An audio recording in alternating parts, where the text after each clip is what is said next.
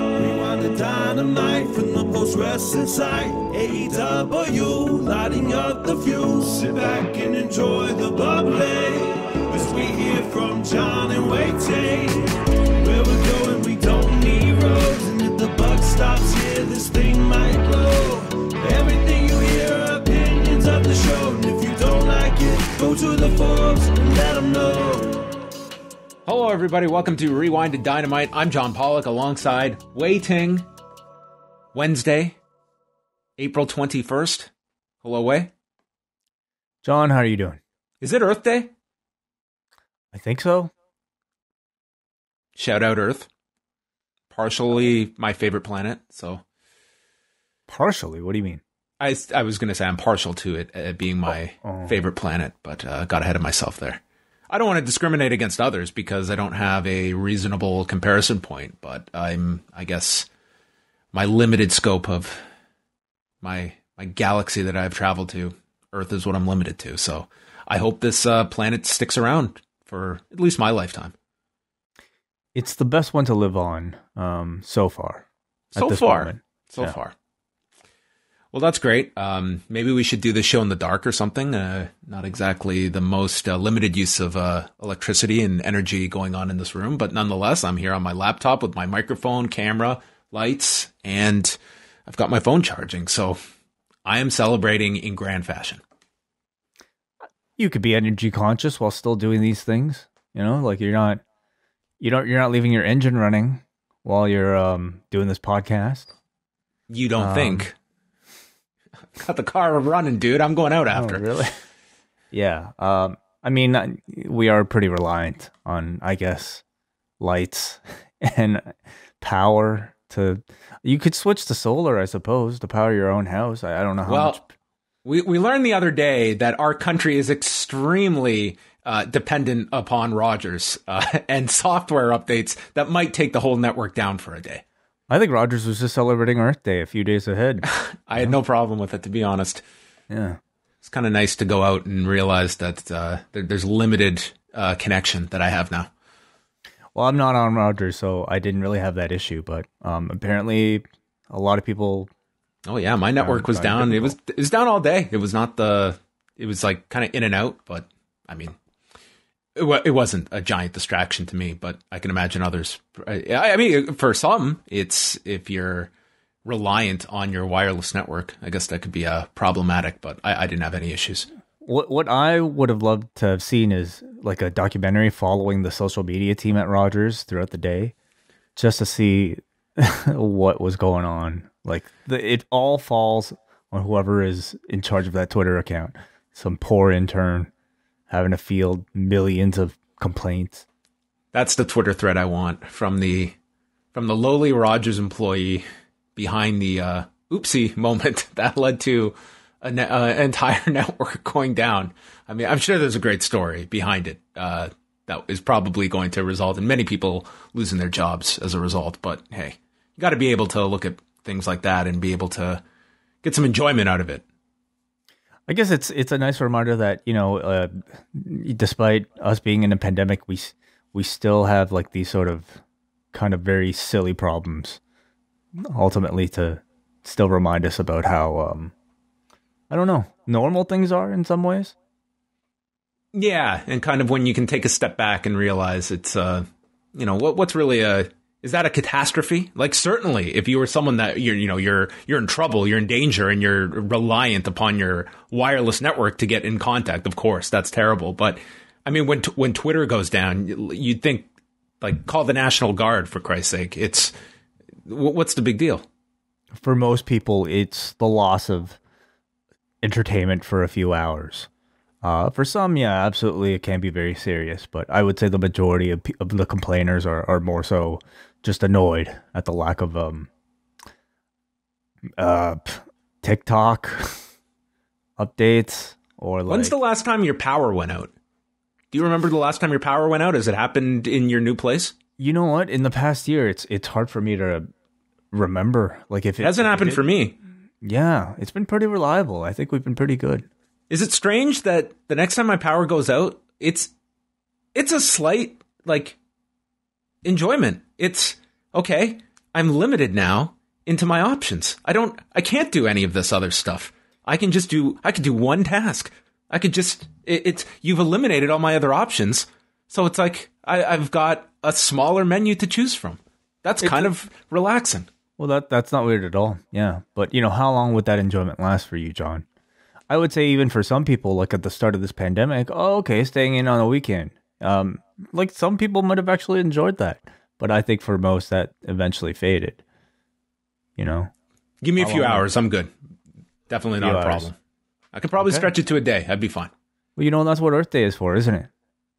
Yeah, well, at 10:23 p.m., it's I don't know how much more we can really take charge of what this day is meant to be. I guess I'll celebrate Earth Day after we're done this show. Okay, on tonight's show, we are going to be chatting about Dynamite, which was outdoors with lots of electricity being utilized. And we are going to go through a bunch of news items up on the site as we speak. We've got some great shows out, including Tuesday's edition of Rewind-A-Way with some notes about the future of our Patreon releases. They will still be weekly, but we're following suit with the wrestling world. We're moving to a new night, a new day, a new release date. We've lost the Tuesday Night Wars. We've lost it to it was an invisible war, okay? Imaginary, just yeah. All these people that made such a big deal out of all these podcasts that are out there. I mean, it's just no one's talking about it. I mean, it's amazing when it becomes an imaginary war, when we don't own the library to monetize DVDs and a 24/7 network where we can promote it as the war, as this great time period in wrestling. But now, when there's no money to be made off of it, I mean, it's like, do you even call it a battle? Like, really, it was the Wednesday night programming decision. I blame the media. Always blame the media. Oh, are you playing Dana? Is that the executive you're playing? I'm playing every executive, trying to just kind of pass along these things. Anyways, before we get to the news, which I'm sure we'll discuss a bit more about Triple H's comments. Rewind-A-Way starting. Actually, not just Rewind-A-Way, but all of our Patreon exclusives will now be released Friday morning. Tuesday nights are getting a little bit busy now with NXT and everything. So rather than releasing these on Tuesdays, we are pushing them to Thursdays. So starting next week with our Creed 2 review, you can get our Patreon exclusives Friday morning. Yes, because it's content. It's all about content. We're not competing with any other podcast. We're competing with everything out there, including sleep. That's who we're in competition with. And now that we have a new day to put out our patron releases, we don't have to worry about the narrative and a number that comes out. It's about creating new podcast stars. Mm-hmm. So check all of that out. Rewind-A-Way. What did we talk about this Tuesday? New Japan Pro Wrestling's G1 special from San Francisco. This features Kenny Omega taking on Cody in the culmination of the Bullet Club is Fine storyline. Not only was this for the IWGP Heavyweight Championship, it was for the leadership of the Bullet Club. If you can all take your minds back to 2018, which seems like an eternity ago when it comes to this crop of wrestlers, AEW was not yet a thing. All In hadn't occurred yet. It was just Kenny Omega and the Elite at the top of the New Japan heavyweight ranks. Of course, along on this show, we have Juice Robinson versus Jay White in a very well-remembered match, featuring a cameo from Josh Barnett in the middle of the match. Cameo? He was all over this. Which was not really planned. Well, I mean, an in-ring cameo. And of course, Hiromu Takahashi versus Dragon Lee in a match that, was actually very difficult for us to have to go back and revisit. But nonetheless, it was a part of the show, and we do our best to kind of navigate, what happened with his injury. And it was a pretty eventful show, well, we have to say. So you can listen to us talk about that one. And that was selected by our executive producer, Sean Levine, probably driving a UPS truck right now. So hello, Sean. Hello, Sean, wherever you are. So there you go. It was a great show. Also chatting about some of the news items from that week in July of 2018, including an in-depth feature early into the just after the announcement of the WWE's new, at that time, television deals with Fox and NBC Universal. Very interesting to look back at that and the different players that were involved and how things all shook out between WWE, UFC's rights that were also being negotiated at the same time. So all of that contained in this week's Rewind-A-Way. Later this week, we're going to have Brandon Thurston on the show Friday because WWE is holding their first quarter earnings call and report on Thursday evening. I hate these Thursday night, this shift. 5 o'clock, they do the earnings call. They drop the report right before that. In my life, 5 to 8 p.m., good luck. It's impossible. Nothing I can do between 5 and 8 p.m. So it's a very difficult time for WWE to meddle with my life. But thank you. Well, maybe, if you decided to make an exception this year, I don't think anybody would forgive you because I've just been informed. This is breaking news, everybody. Earth Day is actually Thursday and not today. Perfect. So we did not miss it. We have a whole 24 hours of Earth Day to celebrate to come right after this podcast. So the world is saved. Perfect. So there you go. We will celebrate Earth Day by being on a earnings call and presenting you with the audio that you can listen to on the 23rd, maybe. If you want to just go dark all day. Yeah, recommend that. So Brandon Thurston on Friday, Rewind to SmackDown.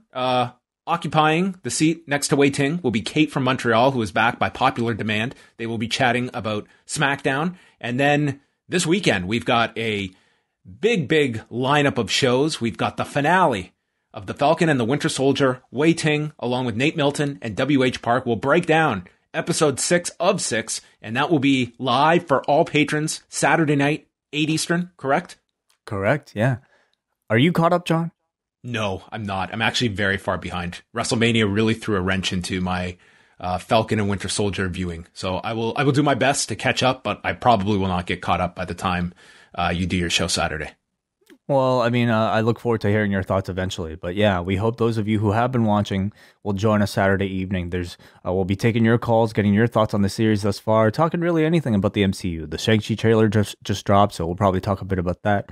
Really spending as much time as we need to cover everything going on with the MCU. Well, unlike some wrestling companies, here at Post Wrestling on Saturday night, it is a very real war. Because myself and Phil Chairtalk will be live right after the UFC card. Actually, now that I think about it, we'll be on hours after you're done your show. So there will actually be zero crossover. So we're actually really leading the audience from one show to the other. But we will be live with the UFC 261 post show. Phil and I will review the card from Jacksonville, Florida, which, as I think about it now, has 3 championship fights on the main card. So we may not be live till into the early hours of Sunday morning. Then we've also got the reunion of Nate Milton and Brian Mann on this weekend's Rocky Maivia Picture Show, as they will review The Rock's first time hosting Saturday Night Live in March of 2000, where I'm sure if we went back and looked at the hot takes of the day in March of 2000, there are some entertainment reporters out there who I'm sure attached their byline to the headline, "Where the hell is this guy ever going to go? Dwayne Johnson? ? Well, 21 years later, Brian and Nate will look back at The Rock, accompanied by his blue tuxedo jacket on the SNL, on the first time on the stage hosting SNL. Did he go by Dwayne Johnson, or was he still just The Rock exclusively? He was definitely promoted as The Rock. I don't know if it was Dwayne The Rock Johnson that he might have been. I think it might have just been The Rock, but I'd have to double check. First name The, last name Rock. Okay. That's it. So that's coming up. And then Sunday night, we cap it off with Davey Portman and John Cena. They will be doing an Impact Rebellion post-show after one of Impact's biggest pay-per-views in years, with Kenny Omega defending the Impact Championship against Rich Swann, a championship that was mentioned in passing tonight. They'll also Cena and Davey Portman will also be doing a primer for Impact Wrestling. I believe that'll be released on Friday on the Up Next feed. So subscribe to that right now. You'll get last night's Up Next talking about NXT. You'll get Shot in the Dark from John Cena this week. So yeah, shout outs to those guys in Friday. All right, let's go over to some news items from some of the top stories at postwrestling.com. We start off with television numbers, beginning with Raw on Monday night. Actually, let's go in order here. From Sunday, the Steve Austin documentary on A&E did 1,062,000 viewers and a .38 in the demo. I believe it was sixth for the night on cable. And then they followed it with the Most Wanted Treasures special that they launched in conjunction with the biography series. 766,000 viewers watching that special with a .29. 1,062,000 viewers. Wei, I'm going to ask you, given the subjects that they have announced of the 8 individuals involved, do you think that Austin will be the peak? Do you think that this series can top this with any of the performers still to come? So we got Dwayne Johnson, right? No, we do not have. No. He's not being profiled? He is not one of the 8, no. I find that really strange because he was interviewed. We saw him in the Stone Cold episode. So who are the bigger names that are being a part of it? Let's see here. Well, they've got Brett, Shawn, Booker T, Savage, Ultimate Warrior. Piper is coming up this week. How many is that? I'm fairly certain. Yeah, there's no Dwayne Johnson one because that would be one that you would think would be fairly big. Yeah, hard for me to see any of them matching the star power of Stone Cold. They're not. And Mick Foley. Mick Foley was the one I didn't have in here. So Austin, Savage, Piper, Booker, Shawn Michaels, Brett, Mick Foley, Ultimate Warrior. I don't think any of them will top this one. I don't think so either, unless this is just such a, this series just becomes really popular and gets a lot of word of mouth and press attached to it. If you look at, with Dark Side of the Ring last season, I mean, their biggest numbers last season were like the subjects that bookended the series. They opened big with the Benoit and they closed big with Owen Hart. But I think those were very much the strongest subjects that they had for that second season. For this one, I would feel Austin is your biggest one.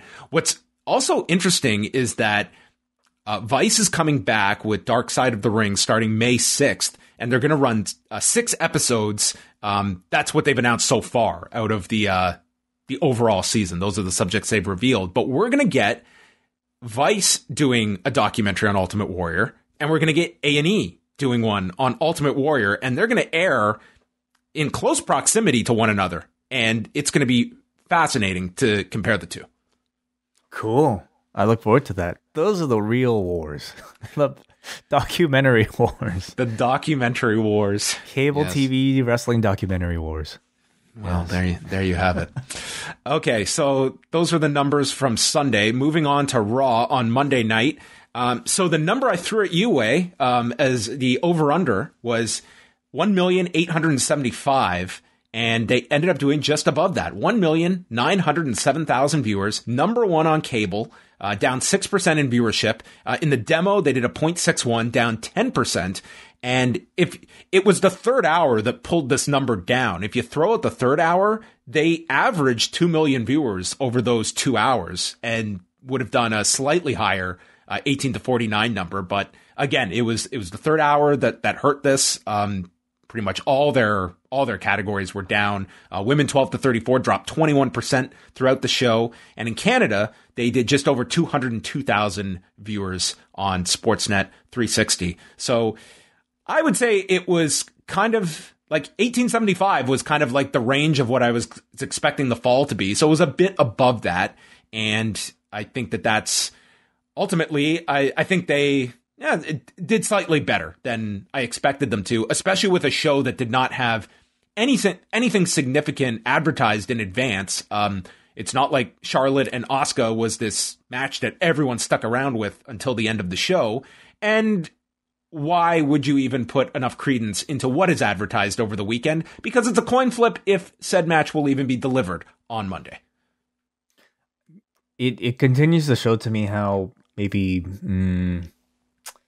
I find it difficult to understand the correlation between quality of show and the number that they end up doing the next week, because I thought the last Monday's show was just one of the worst.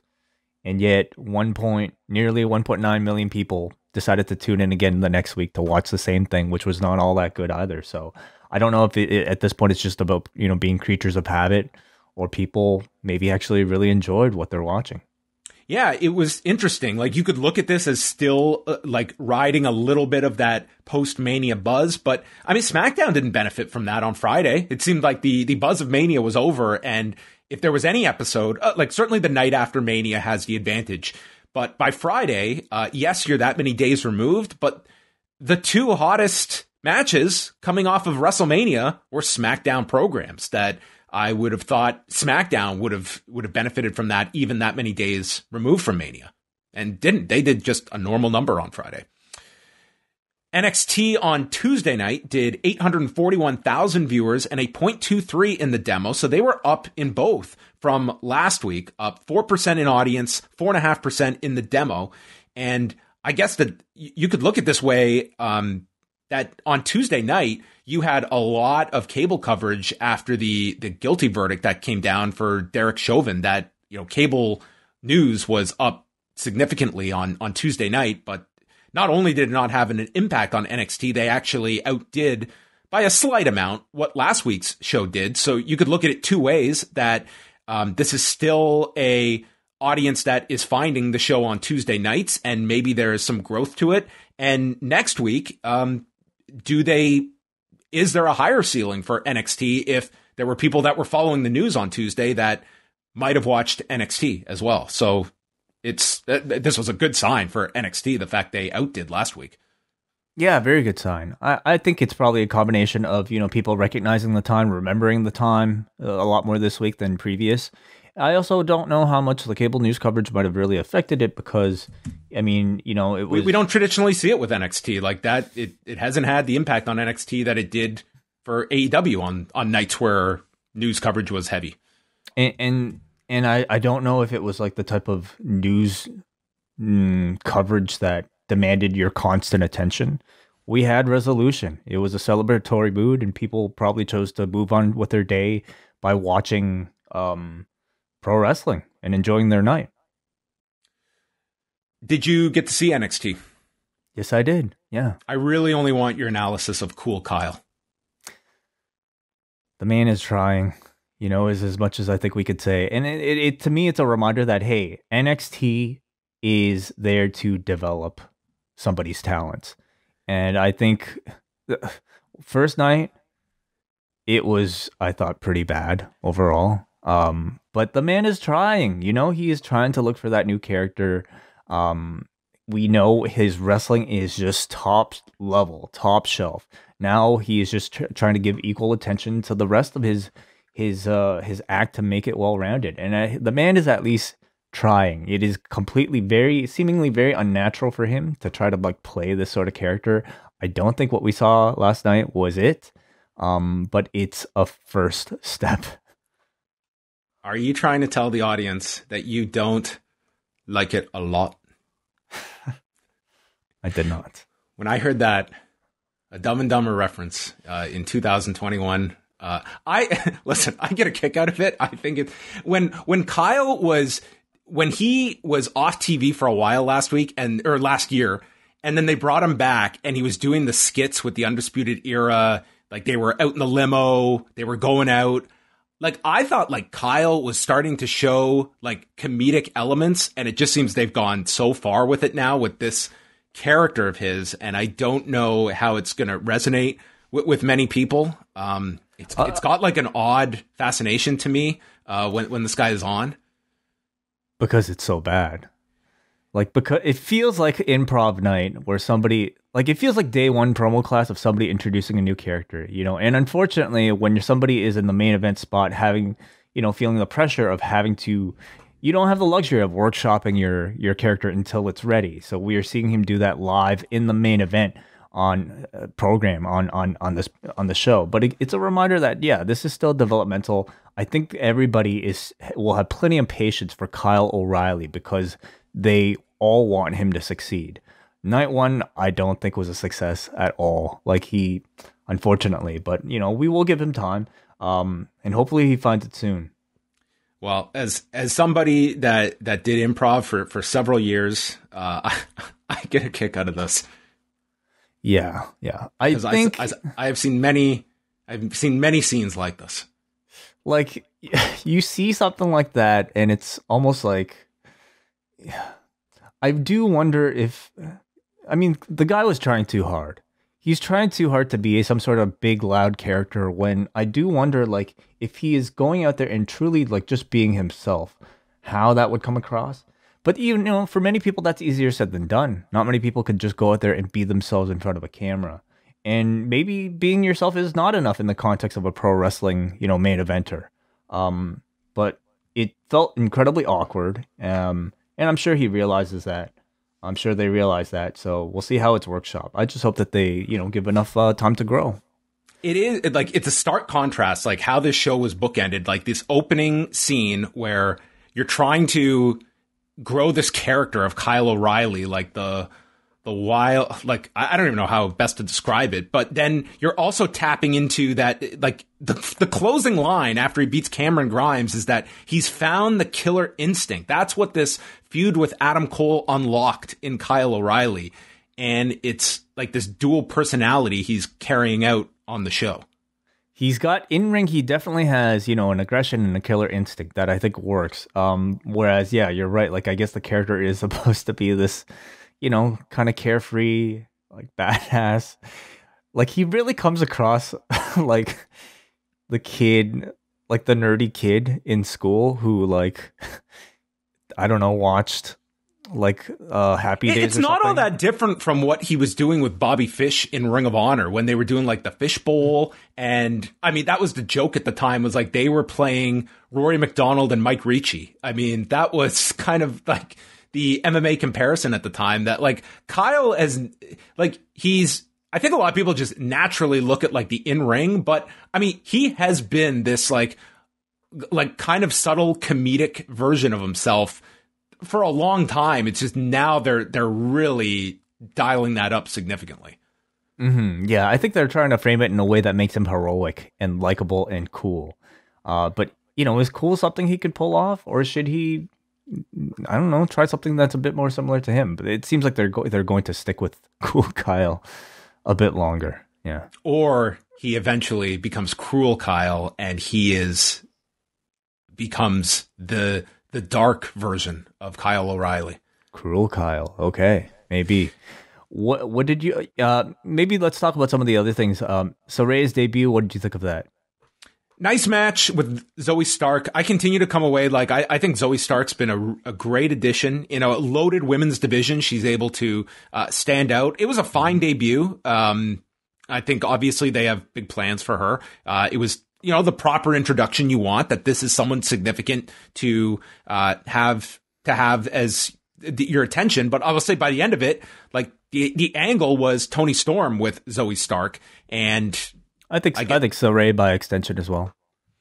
I guess so. Like you're involved there with her as well. So she's got that. Io Shirai is obviously sticking around, and it looks like doing this program now with Frankie Monet, and then eventually building to a rematch down the road with Raquel Gonzalez. And my God, are they just like telegraphing for you where this is going with Raquel and Dakota Kai?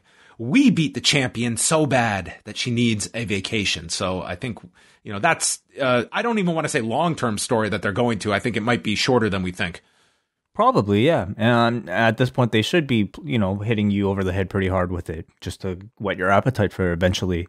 I like how they're building all these different challenges. Like you have, you know, Io Shirai is in the background. She wants her rematch. Long term, you know, Dakota is going to have something with Raquel. You've got Saray that's now in the mix. You've got Mercedes Martinez that's going to go through Dakota Kai to get to the champion. And they did this a lot in the early days of TNA, where, you know, Jeff Jarrett was your champion, but you had all these different baby faces, but their goal was the NWA title. And it might not be today that they're the program, but you had all these different people gunning for that championship. And that's somewhat what you have here, where Raquel Gonzalez is the target. And it's a question of like, who is going to be next in line for her, and lining up all these different contenders.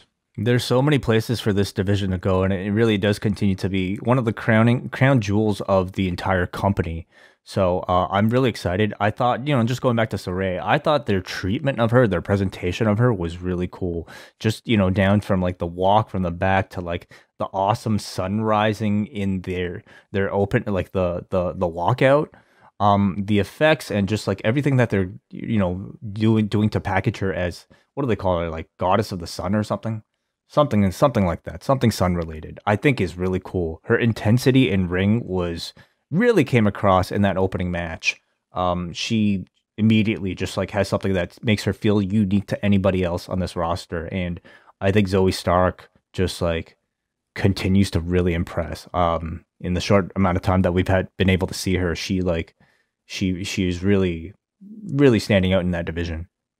And let's not bury the lead. The highlight of the entire show, my favorite character on NXT, Cameron Grimes lost a bid on an NFT to the $1 Million Man, Ted DiBiase, who actually like has tipped his hand and already like did an interview stating he's going down to NXT to work with this guy. So it would appear that DiBiase is going to at least make an appearance at some point here.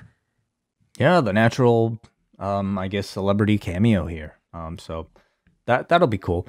I also enjoyed Kushida's new like open challenge. I love the look, the throwback to and the tribute to Sakuraba, one of his mentors. And this open challenge, I think, is like set to really, really be good for both him and the cruiserweight title. So I look forward to that as well. A lot of open challenges going on in wrestling. It's a good gimmick. It just depends, I think, how well it's done. What did you think of the way Hanzi wants us to talk about that? The way, it's there. I hated all that stuff. Yeah, like all the stuff with Loomis. It just feels like it's not what I tend to watch NXT for. I thought it was a weak match at the beginning with Loomis and LA Knight. Went way too long for me. Yeah. I thought it was a really poor way to start your show off. And then just like interjecting all the like, oh man, makeout stuff in the middle of the match it just feels like not what I think the audience of NXT demands. But they're building to the kiss. The kiss spot is what they are building this up to, and it's just doing like the, and building Indy Hartwell and building Dexter Loomis, who they just seem to love for whatever reason. I mean, I feel like this is something that I feel like guys like Dexter Loomis are more like projects for Vince. Like potentially a character that Vince will love, that we just have to spend some time with on NXT just to kind of get him ready to push up there. But yeah, this to me is more of a main roster project than what feels like an NXT project. Okay, WrestleMania numbers. So this came WrestleNomics.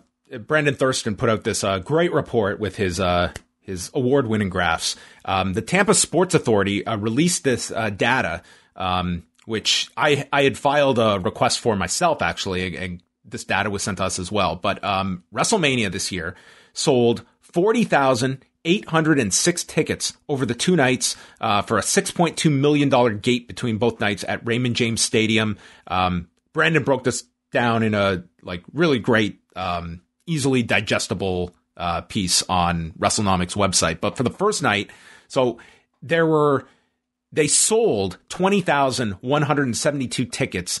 But of those that attended, it was 17,946. And for the second night, they sold 20,634, 18,501 were actually through the turnstile. So why the difference in those numbers of what was sold versus how many attended? Brandon theorized, and I would tend to agree, that this was probably an event that scalpers bought, probably overbought, and there was, not necessarily like that's probably your discrepancy, is a lot of scalpers that overbought and you had less attending, but nonetheless they sold the tickets. So the average price of the tickets sold was $190, and so between the two nights, I mean, they announced your 25,000 plus was what they announced. What was actually sold was 40,806, which, I mean, for this year, it's like this is a year where I don't think you can read too heavily into like a correlation between tickets sold with the product's popularity. I mean, certainly if they had just completely bombed, but this was far from it. I mean, they sold a ton of tickets that was there for both nights of what was distributed. And another thing, we don't know what the exact number of tickets were that were put out there. We know what was sold, but 40,806 over 2 nights. So there you go. So they under-announced what they sold? No, they announced a higher number than what they sold. They announced over 25,000 each night. Each night, okay. Each night, yes. This Friday, Daly's Place is going to have a sold-out concert with Machine Gun Kelly. So that's approximately 5,500 seats at Daly's Place. So that's kind of interesting that Daly's Place is holding a concert at full capacity this week. Yeah, it makes you wonder like whose call it is. I mean, maybe it's the promoter.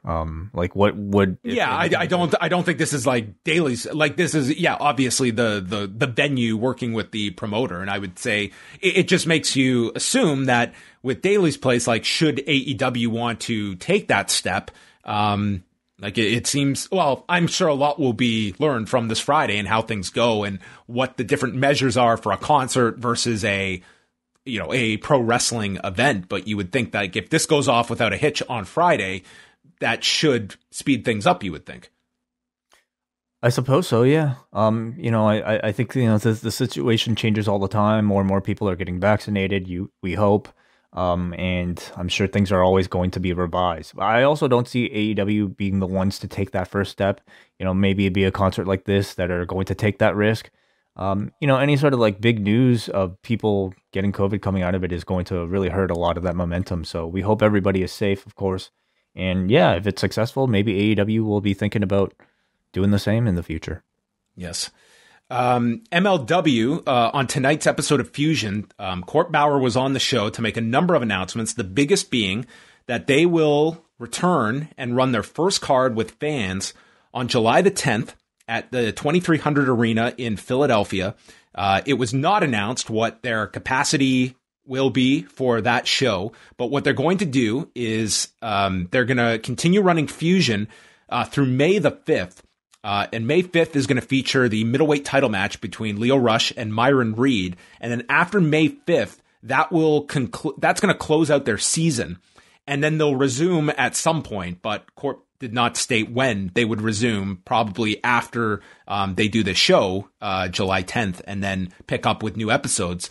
But he also did an interview with Wrestling Inc. stating that the Vice TV deal, it'll start May the 1st, which is a Saturday, and it'll start with old content from the library. So that's going to be starting. And yeah, so this is, a step forward. Again, we don't know what the capacity will be like for the show in Philadelphia, but nonetheless, it's a show with fans, and added that they are working with the athletic commission. And I don't know exactly like the specifics of like what Pennsylvania is going to require. We know in Maryland, who are working with Ring of Honor, how stringent they are. We know in New Jersey, which is where the PFL is starting this Friday, they have a extremely tight bubble for 2 weeks where these fighters had to quarantine before fighting. So very, very stringent. This is not a case of like a Texas or Florida where it's pretty much just you're off to the races if you're comfortable doing it. So that'll be interesting to see what measures Pennsylvania is going to be having regarding like indoor events. It's a pretty high profile event for the Northeast. Everything has sort of somewhat been concentrated in Florida right now, but MLW's making a lot of moves and getting into the news. So we'll see how many people turn out for this one.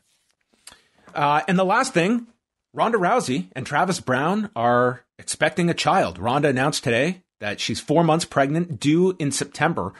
So when Nick Khan did that interview 2 weeks ago, that she would be returning at a certain point in the future, not going to be anytime soon.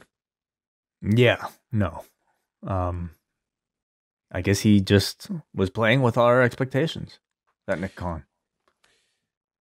Do you expect Ronda at some point back in WWE. I mean, it's really an impossible question to answer because, I mean, I bet you she doesn't know right now what her future is going to be. She has much more important things on her mind. But I think she can come back for WrestleMania. You know, I don't see her doing that same year-long schedule, even appearing on a Raw every single day. I would throw out. I think you'd be looking, for like a special attraction match, that kind of thing. She's 34 now. It just turned 34 in February. So, I mean, it's certainly doable that she could, come back at another point in time, whether you're looking at a Mania next year or even 2 years in LA. I think those would be kind of your targets you would want to pinpoint. Do you think she ever has another MMA match? No, I don't. I think those days are done. Did you want to talk at all about the Paul Levesque interview? He was on the Cheap Heat podcast, and I guess what came out of this, I mean, he was largely just promoting NXT's move to Tuesday. His schedule is insane. He was talking about he's in Orlando Monday and Tuesday for the pre-production work for NXT, then show day. Wednesday and Thursday, he's in the office. Then Friday, he flies to SmackDown, and just sounds nuts. But on the stuff that will get all the attention is, calling the NXT AEW an imaginary war. And the fact is, we're going against everything. We're about making stars. It's not just about the number every single week, which, I mean, what more are you going to expect out of him? It's been his line this entire time. Yeah, well, no, we're not really. He has retired the, it's not a sprint, it's a marathon. It's, we're actually competing in different track events. They're shot put where the 100-meter dash. It's an imaginary marathon, I guess. That's right. Yes. Different distances. We're not competing with one another. Mm-hmm. I mean, the guy's not just going to come out and admit defeat or anything like that. Everybody knows the guy. This was the guy, though, who took his opportunity to refer to the Pissant Company. Remember that? Did the Hall of Fame speech? But I mean, AEW has taken their shots too. This was whatever. Listen, that's what this is, though. Listen, don't romanticize this Monday Night War. That is what you dubbed it. And listen, this is to me, it's for a lot of people, it was fun. It was fun, and they benefited from it in some ways, right? Arguable. Anyway. Yeah. So anyway, let's go on to Dynamite tonight. And I did hear that in the States, there was at least an insert at one of the breaks for a Rebellion ad. But I did not see anything up here on TSN. But it sounds like there was at least some insert for it. But in the actual body of the programming, we didn't get anything in terms of beyond Don Callis's one comment that Kenny will be the future Impact champion. No. And I believe Tony Khan said something about that today. Is that right? On Busted Open? I'm not aware. I didn't hear the interview. Okay, well, I believe he said something to the effect of I think he was doing it in character where he says he has to buy those Impact ads. So I guess he's expecting Impact to do the same. Yeah, something to that effect. Gotcha. So we started off with Ricky Starks and Hangman Page with Taz on commentary, and Hook was in the corner. Did you notice how Tony plugged Blood and Guts with tickets going on sale this Monday? No. How? He called it a historic one-match event. Okay, interesting. Does that mean it's going to be one match for the show? I can't see a 2-hour match, even if it is War Games. It did not sound like this was Tony off the top of his head describing it like this, and he just got, just worded it properly. It felt like a specific description, but historic one-match event. I can't see that match carrying a show, but anyway, that's what it was called. Early on, Starks injures his ankle, so that's a focus midway through the match. They tried to get over Page's power here, including this fall-away slam that he hit a regular one and then later one off the top rope and followed with a big lariat. Starks ducks a buckshot, spears him for a near fall. The Deadeye gets blocked, and then Page flips Starks over into a bulldog choker and STS with the arm under the throat. and gets the submission on Starks at 8:52. So introducing a submission for Hangman Page. It was an interesting choice of a submission because Page, I don't think, has ever won with that move. In fact, I associate that move with Jon Moxley, the Bulldog choke. Yep. So I don't know if it was something that was, I mean, it must have been intentionally done, but it was not called, that attention was not called to by the announcers. And Page is also in the midst of this thing with Team Taz. So nonetheless, he is the number one contender and, and pushing that fact hard. Like they are, like maybe they're going closer with Hangman Page. Like they are grooming him for a title match. Oh, for sure, yeah. But even if he is number one, that wouldn't put him in any sort of vicinity against Jon Moxley. It would be Kenny, right?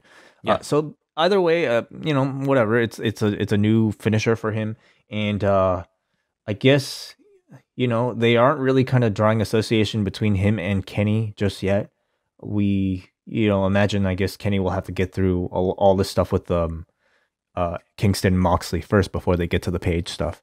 But I thought it was a pretty good match. It was to me, I think they're both guys that are near the main event. Very complete packages, both great wrestlers, excellent characters as well. It was an interesting choice having Starks be the one to do the heel injury, though, didn't you think? Being the heel. Yeah, but it played into the finish. They made that very apparent that, he hooked the injured ankle with the hold applied. And I mean, they definitely made that a focus of the finish. Mm-hmm. Taz gets on the microphone and says he needs to watch his back as Hook chop blocks the knee. And Page tries to fight them off. Brian Cage gets involved. And we got a mention of the FTW title that most have forgotten about. And Dark Order chased them all away. Yep. We're getting closer to that Hook debut on Dynamite. Yeah, I can't wait. Brandon Cutler is shooting the arrival of the Elite into their private trailer, and they would speak later.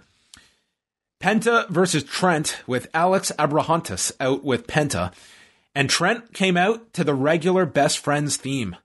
So we're putting the Pixies on a more limited rotation. Thank goodness for that, because apparently they were all coming out to it over the past week. I mean, it was Statlander and the Best Friends coming out to it on Dark. So I think it's a bit much. So I'm glad to see the Best Friends come out to their old music. Trent hit this Tope Con Hero, and then Penta hops off the middle rope into a Canadian Destroyer as they go the picture-in-picture. They fight on the edge. Penta's holding on to the bottom rope, but eats a pile driver. And then Trent spears him on the floor. And Alex Abrahantes gets on the mic and says, Trent, you suck. Your friends suck. And you know who sucks the most? Your mama sucks. And this is too much for Trent, who gets a chair. And as the referee is distracted with Trent, Orange Cassidy gets in the ring, but he's laid out by Penta, and Alex hits Trent with a microphone, allowing Penta to hit the package pile driver for the victory. There was a lot going on in this match. Mm-hmm. Yeah, I mean, it was a very WWE style of finish. Somebody grabbing the microphone in the middle of a match and distracting somebody and then attacking them with a weapon. I suppose like these days, maybe the bar WWE setting is a lot lower, because at least this match didn't end with a DQ or with somebody walking to the back for no reason. So I guess there's that. Or we cut to break and we come back and it's a tag match in progress. Yeah, we didn't have that. I thought it was a good match. I also thought it ran a bit long, but I thought the finish was pretty unsatisfying for AEW standards. No, I thought so too. It felt to me, yeah, it was a little eye rolling at the end. And a lot of people involved here. Jim Ross did his sit down with the Pinnacle, while Tully is at home writing up plays for Blood and Guts. And he sent MJF a new silk scarf that's identical to the old one after Jericho mocked MJF for stealing his look. It's even bigger than the old one. Oh, well, that's wonderful. He said he spent a lot of time, all of them, like, we're putting over Jericho cutting one of the greatest promos of his career. But Wardlow points out that when you got to me, you started stumbling over your words. I thought this was the best, because he knows once you start talking about me, you know you're in danger. So this was referring to the $1 million brain and the 10-cent body. It's I thought this was great. You know, it was like picking on a real moment, and I thought Wardlow criticizing it came out like feeling he looked very confident in his delivery. I just wish like they would have played back the clip, because I think unless you or I or like people maybe listening to these podcasts, that's everyone. Most people would not know what he was really talking about. They're not going to remember that one little kind of moment from Jericho's promo where he screwed up that line about 10-cent brain or whatever. I would think anyone watching AEW knows that Rewind-A-Dynamite is an ancillary podcast. You think so? Well, maybe, yeah, you might be right. Yeah. MJF cuts pretty great promo here that Jericho surrounds himself with B's so he looks like an A. You wrestle a bunch of A's so you don't look like a B. But when it comes to elevating talent, you get an F. You just wrestle guys that are already getting popular so that you can take credit for it. Kenny Omega, Cody, Paige, Moxley, Orange Cassidy, and now me. He says, I'm not just great for 25. That's horse shit. I'm great, period. When you were 25, you were curtain jerking on Worldwide. Which, to be fair, by 25, Jericho had done quite a lot from CMLL. He had been in the J-Cup. He had his ECW time. I mean, he was pretty advanced at 25. He was at a lot of places, but was he ever? He was at a low level in WCW at 25. Like he had just started there. Right. He says MJF. He calls himself a mark, but not for Jericho. I'm a mark for your spot, and on May 5th, I'm going to take it. I thought MJF was very good here. And I mean, that's really what this all was great on. FTR and Spears they sat there. They didn't contribute anything. Wardlow had the brief mention here about Jericho's promo, but this was largely on the back of MJF here. Yeah, where this is a championship boxing match, verbal boxing match between MJF and Jericho. And this was maybe round 2, round 3 of it all. I thought MJF was tremendous here. I do like the fact that they gave some time to Wardlow, and in fact, going forward, I hope that they continue to give more mic time to everybody else involved. It still right now feels very much like it's a Jericho versus MJF feud with their friends kind of tagging along, and that's what's going to sell this, of course. But maybe that's double or nothing. Is you're going to get to the big match with Jericho and MJF as you're looking at like what is the strategy behind Blood and Guts on TV several weeks before the pay-per-view. For sure. Absolutely. You know, the success of this really hinges on the two of them, but I think they've already done a great job establishing the two of them. We know the rest of that team can talk. We know FTR can talk. Spears can probably cut a hell of a promo. So I really would like to see them round out some of those subplots between the rest of them, having FTR and like, man, Santana at the later on would do just that. Yeah, we'll get into Santana. Hikaru Shida and Tai Conti for the women's championship. They state how Shida's been a pandemic era champion. She really wants to defend her title in front of a packed crowd. Maybe she should show up at UFC on Saturday. Want to see a packed crowd. Or the Machine Gun Kelly concert. You're right. She could maybe be introduced. Stay there. This is a really nice little video, and I wish they would incorporate some more of these Road 2 features on their shows, or at least promote their existence a little bit more to let people be aware that this is out there, because it looks like they put a lot of work into it. And, you know, unfortunately on TV, we only really get to see like 30 seconds of it before the match. The Road 2 was very good. So was the start of Dark this week. There was a really good Darby Allin promo for Jungle Boy, just kind of setting the tempo that like Darby Allin is like would be playing like that, like the subtle heel in the match to make it work, which was the right call, I think, to make for a Jungle Boy match. But yeah, I mean, there's a lot of good content that they shoot that sometimes doesn't get the attention. Well, in the event of something like this, I think only showing that stuff only serves to heighten my interest for the match. This match I knew was happening, and I was excited because I was very excited to see where Tai Conti's what her performance was going to be like. But I can't tell you my anticipation for it felt all that high in the week leading up to it, and that might just be because of, I think, the lack of awareness from the previous edition of Dynamite. I thought Conti looked great in this match. She hit a series of knee strikes at the beginning to the chest, takes the arm and was trapping it. Shida eventually hits a brainbuster on the floor, but there's these running boots by Conti. And then as Shida is draped on the top, Conti comes off the top with a senton to the back. Shida stops the DD tie and then hits a flying knee and a falcon arrow for a 2 count. She drops Conti off her shoulders onto the top turnbuckle that she calls the witch's shot. And the only thing here is she took this and then immediately comes back with the tie KO for a 2 count. The DD tie, like, we really need some rebranding of these names. Like the tie KO and the DD tie, they're very tough. Yeah. It's countered. Omori driver is hit. They trade forearms, slaps, and then Shida hits this like roundhouse knee strike to the face, and Shida gets the victory. But overall, I thought like a pretty good match here. Ty Conti continues to really show her improvements, but that's nothing new.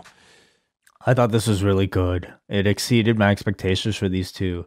By far the biggest match of Ty Conti's career, the longest we've probably seen her inside the ring for a singles match, and I thought she killed it. Her sense of urgency was fantastic here. It really felt like she was like very close to achieving a dream and was like almost like, like walking a tightrope trying to get to the end but failing. She was great. Her moveset is unlike anybody else's on the roster. I love the way she incorporates judo into her style. I think she makes it work really well. Not every strike that she delivered looked perfect. There's definitely like room to improve, as there is probably for everybody, but you cannot be not impressed by her improvement in her confidence since she's joined the roster. So, this run up towards the title challenge has been really good for her. Now is not the time to make her champion. I think that's too soon. Let's, drag out this chase a little bit longer. But I just hope that they follow up with Ty Conti with something strong. So often they spotlight these women leading up to the title challenge, and then they're just kind of forgotten about. You don't see them for weeks afterwards. So I hope they have something planned to keep her in the spotlight, and we shall see. But for Hikaru Shida, this continues to like add on to her catalog of, I think, very excellent title defenses. I can't really say like story-wise she's been a great presence. I can't really say she's had some great storylines, but the matches have always like they tend to deliver. Maybe Ty Conti will complement her judo with some more striking, and we can introduce the Thai clinch to her arsenal of strikes. That would work better, at least, I think. That feels less of a because it's actually Thai. Right? It's not exactly. tea. Yes, exactly. Yeah. Yes. It's a big difference. It's like, listen, I know this stuff. Britt Baker walks out and she just has a stare down with Shida. So that looks to be the direction we're going in. So Britt Baker, she's officially the number one contender now. This is the strategy. You have an incredible lights out match that doesn't count against your record. Therefore, it wasn't a loss, and you take all the momentum coming out of it. All she had to do was like win a few matches on Dark and Elevation. I feel like that's pretty easy, right? She's definitely found a way to circumvent the system to get to a title match. Yeah. But, Shida's had a very good run in ring, but I definitely think it's time for something new. Britt Baker is she's been ready, I think, for this spot for a long time now, but now really, again, we wait to see what sort of story they can craft between these two. You don't need much of it. It's Britt Baker going for the championship against your longtime champion, but I definitely see Baker being the one to lead the division after. Miro has still heard nothing from Kip Sabian. He needs his vindication, and he's after anyone with a title.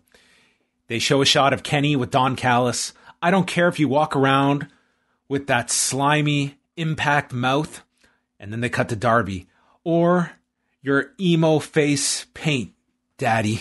If you have a title, I'm coming for you. Your emo face paint daddy. I don't know if there was a comma in there or just a run-on sentence. Which champion do I beat first is his question. And this Miro is the Miro everyone wanted from Jump Street. I think that should be the new moniker Sting should adopt. Emo face paint daddy. It should be the new Sting nickname that I think he should run with. That's brilliant. Yeah, Miro seems to have like a lot of Scott Steiner in him, but he does it in his own unique delivery. Better, like he makes sense, Scott Steiner makes sense too, I think, in his own way. Tony Schiavone brings out the Inner Circle. Jericho calls the fans the Inner Circle Squad and promises one of the most violent and brutal matches ever on TNT. Not since War Games when Vince Russo won the WCW title will you have seen violence like this. He calls the rest of the Pinnacle mutes. And then, like, literally, I was making this note, like, in the background, like, how much Santana just stood out to me among everyone in this ring. And then he takes the mic and just takes over. He says that the Pinnacle, they've been name dropping. They want to wrestle the best, but they wait until they have a crew before stepping to us. And that's smart. But where we come from, we call those bitch moves. And we're going to see the size of your heart on May 5th. Dude, this Santana, just the look, like his promos, the second he did that promo last year for the Eye match, like you could see this guy is a next level promo when given the opportunity. Like I see big things for Santana down the road. I'm very impressed with this guy. He had he receives very small amounts of screen time to cut promos, especially when you're, for better or worse, standing next to Chris Jericho, who does most of your talking and has done a great job of it. But that also means that you're probably not going to get as much time as a lot of people. So he had a small amount of time here to make a statement, and he absolutely did that. He used the spotlight to his full potential. He brought great intensity and great logic in his lines, calling FTR out for not attacking them until they had a crew, and then calling it a bitch move. By far the best, most natural use of the word bitch on Pro Wrestling TV this week. So congrats, Santana. Take note, everybody. This is how you add bitch to your wrestling promo. He was great, and I thought he turned this thing away from comedy and made it serious, which is something that I think greatly benefited this segment, because I did not like the rest of it. Yeah, Jericho thinks that MJF is still performing lines from his high school musical. He doesn't feel the words he's saying. So Jericho starts singing his own show tune about MJF, gets a swirly chant going, and says he washed his ass with the scarf that Tully gave MJF, which is not advisable in a pandemic. He says it's fun to make jokes about the Pinnacle, but May 5th will be a lesson in violence that they never forget. I'm sick of cutting promos with the Pinnacle backstage. Next week, we're going to have an old-fashioned parlay.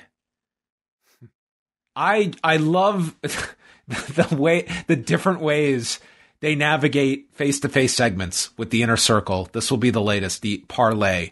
But I'm with you. Like and this, I go back to when Jericho had the feud with Moxley as Dean Ambrose in WWE. And I remember interviewing Jericho, and he was furious about it too, because you and I called this out when it happened, was Mitch the Potted Plant. And it was this goofy program built around this stupid potted plant until Jericho smashed this plant over Dean's head. At that point, the jokes are over. This is now a blood feud, but the announcers didn't get this memo, because as Dean Ambrose is laying on the floor, probably concussed from a potted plant being broken over his head, they're laughing and making jokes about Mitch. And that's when, like, the comedy has to end. And I do think in this, like, you were diving into, like, the comedic aspects, but I think at the end, he was trying to say that this is, at the end, going to be a violent match, but I could have done without the musical. Well, again, just to use the boxing analogy, we're in the championship rounds and it's Jericho versus MJF. I thought MJF in his promo brought out a lot of great criticism of Jericho, real criticism of Chris Jericho. And Jericho, I thought, came out here and responded with pretty weak material. Like, it all felt like... Well, he got the big, like, dagger promo last week. And I wish there was more of it here. Instead he was relying on really just a lot of comedy that I just don't think is working all that well with the crowd. The pineapple, this thing is not catching on, my jerk off friend, and then the show tune, which honestly, like, did not connect, I think, at all. So it felt like MJF came out here with, like, continue to, like, come out here with, like, top level material. Santana came out here with top level material and again saved this thing. But I thought Jericho came out with some of the weaker stuff we've seen from him. And so I really hope in the weeks to come we hear more from the rest of the cast, and I want to hear daggers. The week to come. Next week is all they've got before May 5th. Mm-hmm. So next week, I'm sure you will get a big segment next week, this parlay that should be like your big closing promos from both, and probably some physicality on top of it to play off of the backstage brawl that they had of kind of setting the table for the next week. So I imagine we're going to get a really big segment next week to drive that home. Billy Gunn, who's back to being Billy Gunn, versus QT Marshall. So we can keep the name now? I guess so. I mean, for the longest time he was Billy, and now he is Billy Gunn. Has he been Billy Gunn prior to this? I'm trying to remember. I don't know. Anyway. There's an inset promo. Anthony Ogogo says he's only in this country, this dump, for the money. Gunn attacks all of them at the entrance and brings QT into the ring. Austin and Colton get involved and fight Nick Comoroto and Aaron Solo out of the arena. Marshall hits a pile driver for a 2 count, does the crotch chop. Gunn blocks a diamond cutter when Ogogo comes out with a body shot to Billy, diamond cutter, and QT pins Billy for the win. And then after we continue the attack, QT gets the old school wooden chair, and Dustin runs out with a bull rope attacking QT. And the big spot is the return of Nick Comoroto, and the wooden chair is hit over the head of Comoroto by Dustin, and Comoroto just no-sells it and stares a hole through Dustin Rhodes. Yeah. Well, how about that? First, before we get to the match, what did you think of like the promo from Ogogo here? Okay. It's like he comes out, or he's shown here standing with the rest of the factory, and he's draped in this UK Union Jack. He says he hates it in America. He's only here to make money. And he's saying all this in front of a bunch of Americans. Yeah, they're not partial to this country either. Oh, okay. They're self-hating Americans. I think they're all American, at least. I could be wrong, but like QT, I can bet you is probably an American, and he's just like, yeah, you're gonna make your money. Like, he has seemingly no self-respect for, and the whole anti-American thing, I feel like comes out of nowhere for Ogogo, who has not really mentioned that part of it, of the character in the weeks to come, nor do I think he needs it, because I don't think it fits at all with the rest of the group. It kind of made them all sound rather silly. The match, I thought, not all that special, but I do think it needs to be said how amazing Billy Gunn looks for his age. Like, I'm just, I'm reminded that I used to watch this guy in the mid-90s, dude, and he still looks like, like Billy Gunn. So congrats to him. 57, dude. It's incredible, yeah. But clearly, I think Ogogo is the big project here in the factory. I thought this, did the job of spotlighting him, putting heat on him for delivering that gut punch and putting over that finisher, and Comoroto to a lesser extent, no selling that chair. So we go to the segment with the Elite inside their trailer, which is being shot by Brandon Cutler, and they announce that they are live. They promote Kenny as the AAA Mega Heavyweight Champion and the soon-to-be Impact Champion. Matt says that this group is the reason that business went up in Japan, taking credit for the Bullet Club shirt and what spawned AEW. It's not all Moxley or all Kingston wrestling, which would have been, I would totally watch all Kingston wrestling. I'd at least tune in for a few weeks for sure to see what it's all about. 2 hours of it? It depends what's part of that 2 hours. Only explosion matches? Kingston, all Kingston wrestling. Like, what would that comprise? Like, imagine it was like a lot of promos. I bet him wrestling against himself. Sure. Or we have a number of Kingstons. Well, all Kingston wrestling. I mean, maybe Kofi would do a cameo. Yeah. Yeah. Any other Kingstons? I think it would take place in Kingston. Ontario. Yeah. Okay. Doug Gilmour and Don Cherry. This isn't the worst idea. Yeah. They challenge Moxley and Kingston to find them in their trailer, and Omega's trying to talk when there's this loud honking outside, and he's so distracted. They cut to Moxley and Kingston in this pickup truck, and they ram this pickup into the trailer. Moxley has a pipe, and They open up the trailer. They go on one side of it, and they're not in there. So they come out. Moxley throws this pipe into the window, and Kingston is like, this glass almost like shatters in his face. He's like, wait till I'm out of the way. That did not seem planned. That was our segment here. So were they not in the trailer? No, well, they must have escaped through the back or something. We did a lot. They established they were live. What did they have like a must have been a sneak entrance at the back or the roof or something. They'll explain, I hope. Okay. All right. But yeah, it seems like Omega and Moxley going for the tag titles. That seems to be the direction. Yeah, it does seem like that, I guess. But what about Kenny? Like, what's the involvement there? I don't know where they're going with Kenny. I mean, they're not. I would assume after Rebellion on Sunday, we'll get a better sense of where this is going. If they're going to pair him, like, are they going to run with this belt collector gimmick and find someone else? Are they going ahead with Hangman Page? Like, that seems early to me. Or is it going to be Rich Swann coming in here in the trailer now? It'll be his trailer as the new AEW champion. Yeah, that's always a possibility. You're right. Powerhouse Hobbs versus Christian Cage. They were talking about Butch Reed early on. Cage got tossed over the guardrail, and then Hobbs is in control through the break. Cage fights back. He runs into a spine buster, but hits a top rope splash. And then there's a hip attack in the corner by Hobbs, which they shot at an angle, which was not great. Like, really didn't come close, and then got a 2 count off of it. There's a sleeper into a power slam attempt, but Cage reverses. Kill switch, gets the win. I thought a pretty decent match, about what I expected. This was a chance for Hobbs to get some TV time, looking like a dominant monster against a veteran, which I think he successfully achieved. He has a very strong presence, carried himself like he was that monster. And, it was like Christian kind of playing your classic underdog, earning that hard-fought victory with like a slight mistake from Hobbs. And, it just feels like natural storytelling. I don't really get mad at Hobbs losing to a veteran here because there's so much time for Will Hobbs to develop. Now is not the time yet.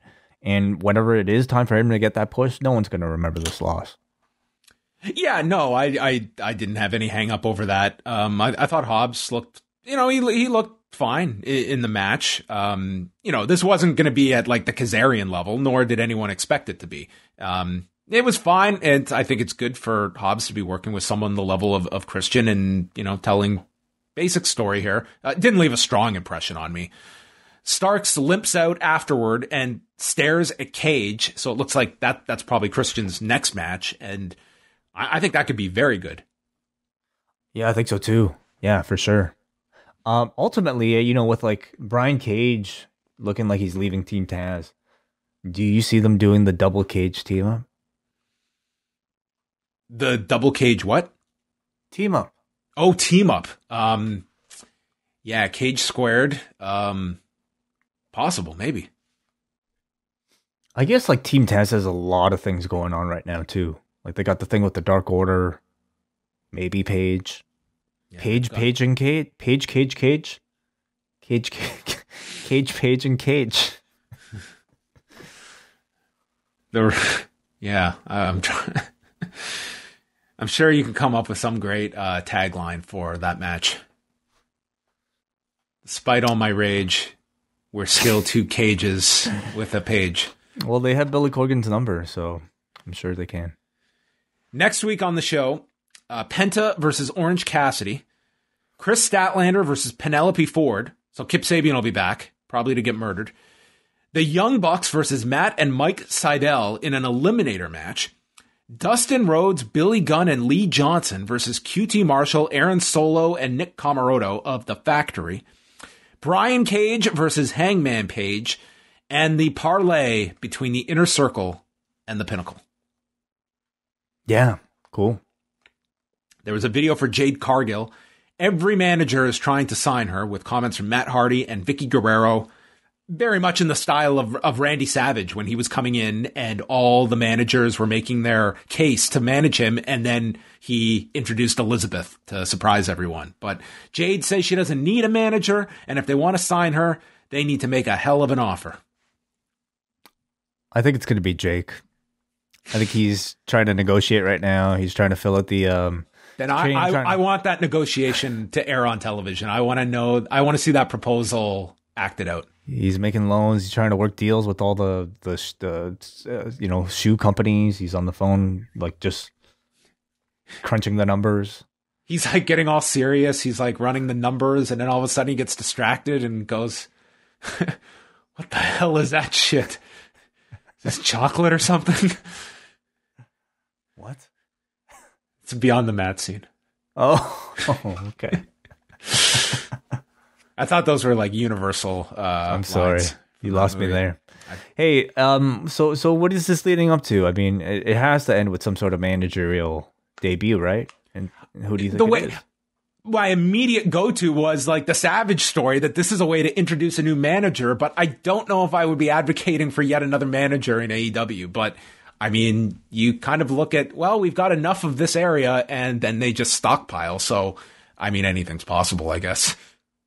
I guess so, yeah. Who's kind of left, I can't really see Vicky being the one, like, I don't think they would have had her appear here if that was the case. Anyway, I'm sure there are options. Main event, TNT Championship between Darby Allin and Jungle Boy, with Sting and Luchasaurus ringside.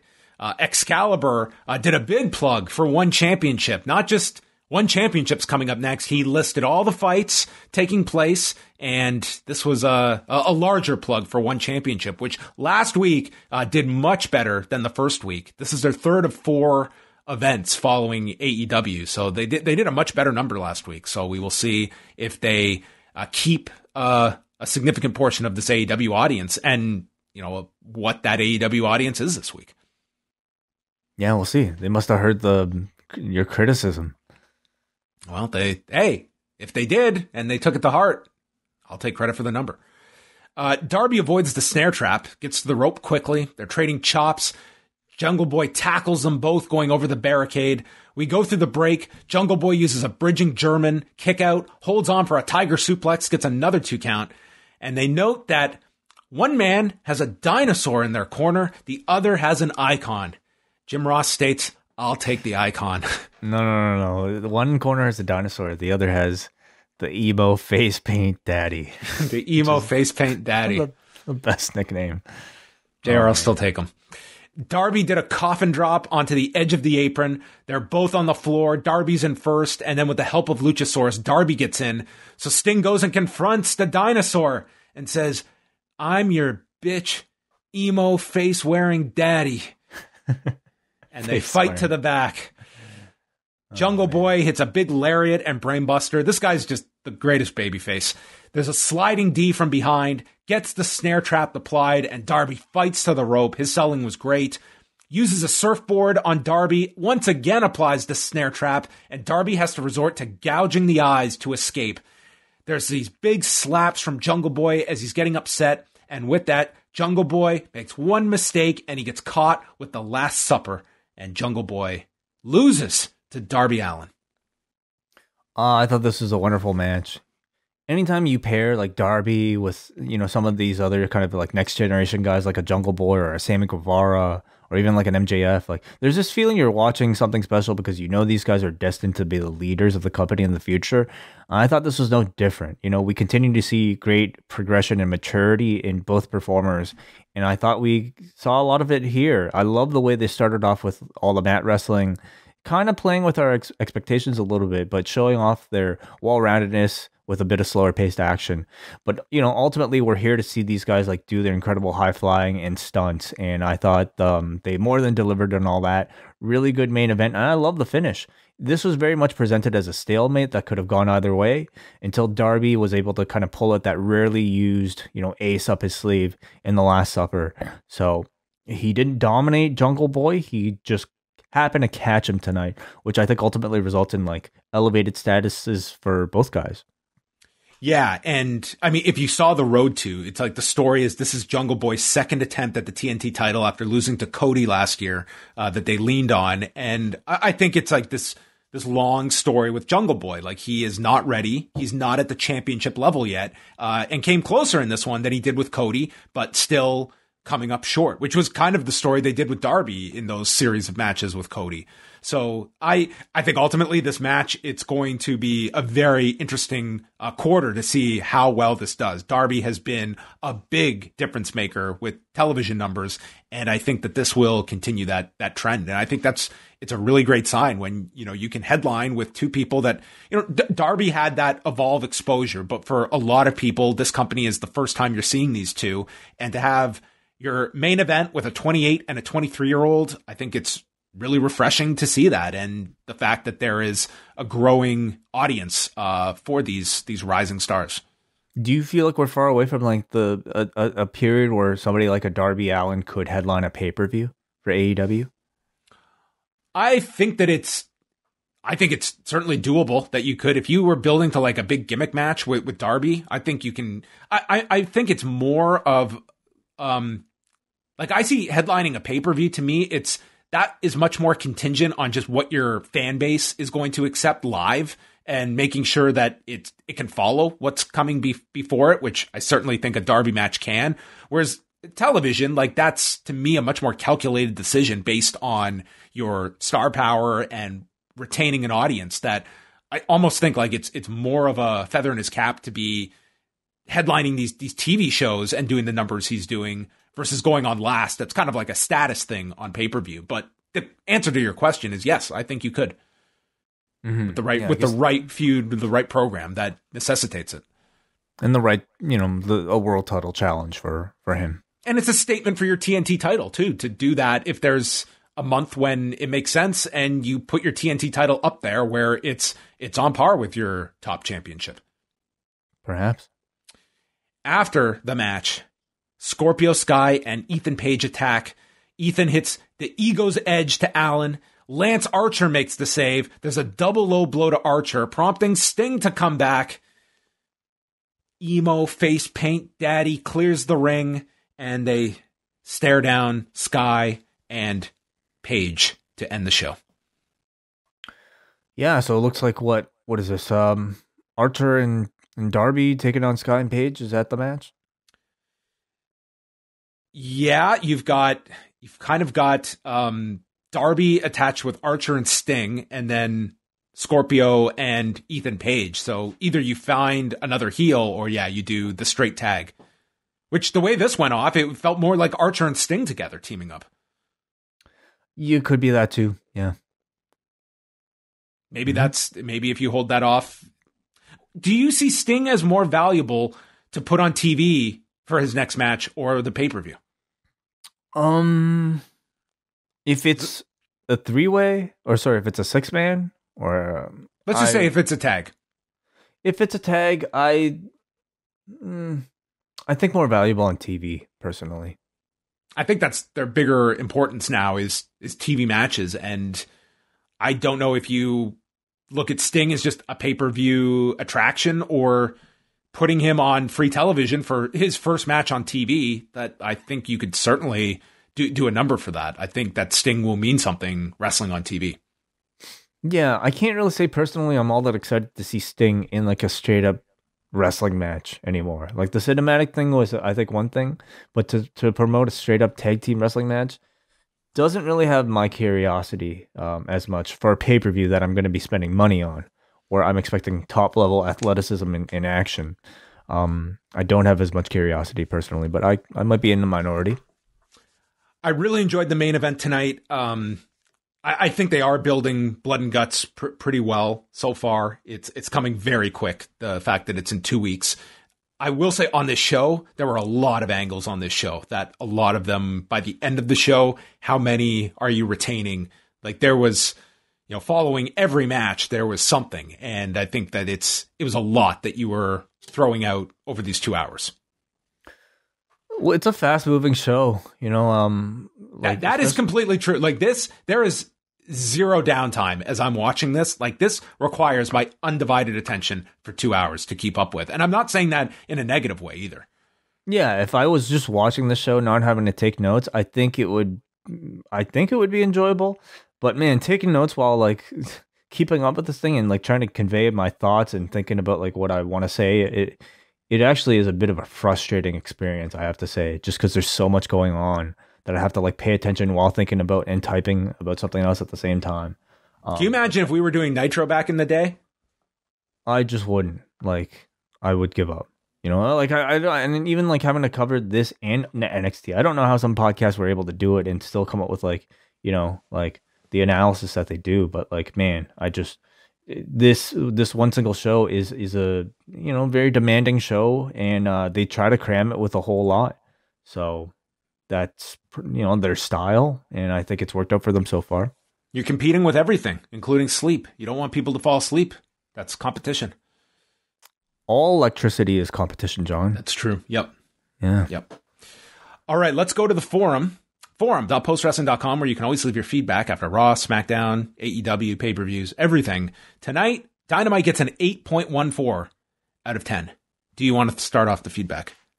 Yeah, let's go to Johnny, who says, man, Dynamite was amazing this week. Starks is so good. I'm waiting for them to pull the trigger on him. Also, really waiting for Hook's debut. Feels like the company are really building it up. Yeah, forget Sting. It's Hook's debut that is going to be the quote-unquote Hook that week. Very good. Penta wearing a Batman version of his mask, and it's funny with Sue being introduced and becoming a massive babyface for the fans.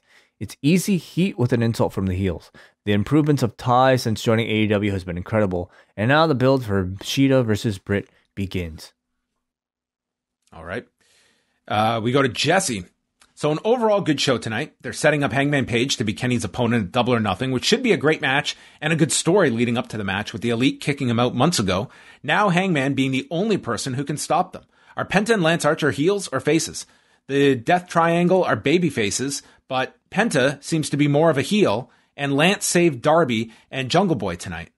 The Moxley Kingston segment with the Elite was bad and confusing. Was there another tape that was supposed to be played showing the Elite running out of the trailer? I thought it made both Moxley and Kingston look pretty stupid. I, too, was kind of confused by that, where the Elite had gone. Because we had established that this is a live shot inside the trailer, and then a pickup truck smashed into the trailer. Well, trapdoor. Okay, I've never owned a trailer, so I don't know what the possibility of that existing in a vehicle are, but I guess maybe Wardlow will explain it. Sure, yeah. He also says, I'm seeing Blood and Guts being similar to War Games with the two rings surrounded by steel cages, but I'm sure AEW will have some different things in the match to make it different. What are some of your guesses as to what they do in this match to make it different from War Games? I think it'll be more traditional War Games instead of like no, I think it'll be exactly like War Games. I would imagine they're going to put a roof on it for the reason that people did not like when NXT took the roof off, even though it gave them more possibilities in the match to do stunts coming off of it. Sure, maybe. Yeah, I don't really know. We go to Muggin, who says, a solid show. The two title matches were very good. Shida Conti in particular had me on the edge with near falls in the home stretch. In my opinion, Britt Baker has waited in the wings long enough, and I think she should get the title match at Double or Nothing. Hangman versus Starks was strong, and the Inner Circle Pinnacle promos were terrific. Jericho was a little off his game with the show tune bit, however. Santana showed good poise as well. And Kate writes in, I'm certain you will have mentioned this already, but what the hell is supposed to be going on with AEW and Impact? They've had weeks to build up the match between Omega and Swan, and they've done almost nothing. They could have at least played the clip of the press conference. It's an exciting story and explains why they haven't moved to establish a clear opponent for Kenny. At this point, I'm kind of hoping that Swan wins just for the chaos it would cause. Now that I have that off my chest, this was a really good show. It's very clear that Hangman is the top contender for the title, but I get the feeling that he will continue to be hesitant to actually ask for the match because of his own insecurities. Paige continues to be my favorite character in wrestling. I love the women's championship. Both Ty and Shida are excellent in the ring, but I thought they built a good story with Ty pushing the champion so hard that Shida started to get quite rough. I felt like she was playing a low-key heel for the latter part of the match. The walk-on by Britt at the end was exactly what it needed to be. We know what was coming, so we didn't need a big explanation. She ends it by stating, I really hope that this is the last time I see a chair shot directly to someone's head. Yes, Nick Comoroto looked like a monster, and yes, the chair was gimmicked and made of light wood, but it's something that's best left in the past. I agree with Kate on that notion. We go up next to Glenn, who says, I'm not a weekly viewer, but Jungle Boy Darby Allin is one of the few dream matches AEW has for me. The match was very good, but I could do without the shenanigans. As for the rest of the show, that Inner Circle promo was atrocious. MJF is great as always, the women shined, and Powerhouse looked good. All right. Well, thank you, everyone, for the feedback tonight. Just one more. Oh, there's another one? Are we on the same thing? I have nothing below. Just refresh. I had to add it from the other thread. Okay. You don't see it? Okay. Here we go. Brian. Brian writes, I'm on vacation in Florida, and I was at the show live tonight. Overall, it was a great experience. Looked to be between 300 to 400 people in the crowd, not including the wrestlers. Most people were wearing masks, but would pull them down at points. Ricky Starks landed on top of his head from that German suplex, and everybody thought he broke his neck. Happy to see him pop up. Dark Order was over every time they came out. The people in my section hated Austin Gunn every time he started to chant and chanted "Shut up, Austin" at him. They were happy to see him get taken out by the factory. Moxley and Kingston got the loudest pop of the night, even though they did not appear live. Crowd was 50-50 for Hobbs and Christian. Surprised to hear boos for Christian. I don't know if it will come across on TV, but there was a guy in the audience named Sal with a replica TNA title that Justin Roberts would interact with during the commercial breaks, and the crowd was TNT. A replica TNT title, yeah. That Justin Roberts would interact with during the commercial breaks, and the crowd was chanting his name throughout the night for whatever reason. Yeah, that did not come across. Surprised there were no tag matches on the show. Sting gave a rare promo after the cameras cut off, but it was cringe-inducing when he tried to start an AEW chant. Lance Archer had Sting's bat and was teasing hitting Darby with it before giving it back to Sting. AEW. Well, come on. From the emo face paint daddy, I would cheer anything the man wanted to be, too. Taz comes out, just cuts him off. All right, cool. Thank you, everybody, for your feedback tonight. A lot of people watch the show, it sounded like. That's right. So, with 11 minutes to go until Earth Day, we are going to bid everyone a goodbye. Thank you for tuning in. Again, Friday, I'll be posting a show with Brandon Thurston, so you can look forward to that sometime Friday afternoon, going through the WWE's first quarter earnings report. And then Friday night, Wai Ting is going to be with Kate from Montreal for Rewind-A-SmackDown. I'm very excited to be joined by Kate. And also Saturday, of course, Falcon and Winter Soldier finale, and also UFC. So a lot, and the Rocky Maivia picture show. So a ton of stuff to keep you occupied throughout the weekend at postwrestling.com. All right, that's going to wrap things up. Thank you to everybody for listening to Rewind-A-Dynamite.